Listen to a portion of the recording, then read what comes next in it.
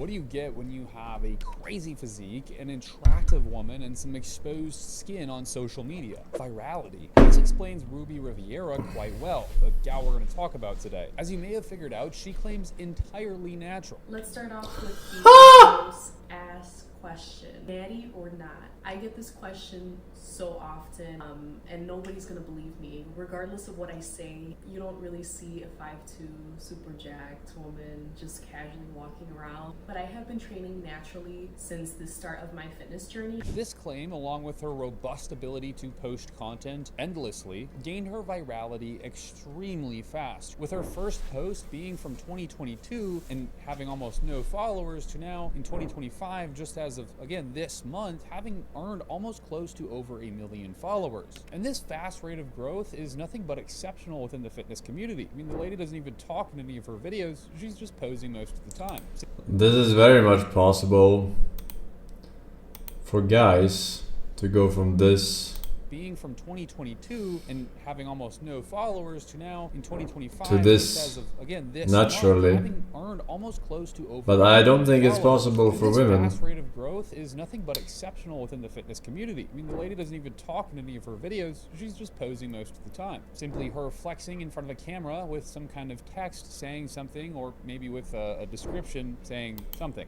That's literally the best way to describe it, something. And her social media presence has been absolutely impressive and nothing but shocking at the rate of growth, but so too has her physique over the past less than 3 years. What I wanted to do with this video is to show you where she started out. Where did Ruby come from? And of course, how she got to where she is now. I then want to discuss the potential of her being actually natural, and maybe if she's not, what is she doing? So to get started, we have to rewind back to 2022 at the end of the year. Her first post, as far as we can see, is her fitting into the muscle mommy trope, which, to be fair, she's absolutely fucking yoked here. Really impressive physique, so yeah, great job. Now I want to add here that it is very obvious she deleted a lot of posts previous to this one because her social media presence on YouTube, Instagram, and TikTok is completely null and void before 2022 November, basically. Very interesting. Yet she reposts videos that aren't on her TikTok or Instagram currently that were taken from there or downloaded from TikTok, because you can see the TikTok watermarks. Those were posted in 2022 in November, but obviously she was posting content far beyond this because of those being reposted, if you get what I'm trying to say. Essentially, she's taken older content, reposted it, and then deleted that older content at some point in time and only using it to show a transformation. Anyways, it's clear that her goals are very hyper-specific. She's interested in building some serious muscle tissue. This isn't just a girl doing some cutesy poses, it's a girl doing lat spreads, a girl throwing up insane weight on the deadlift.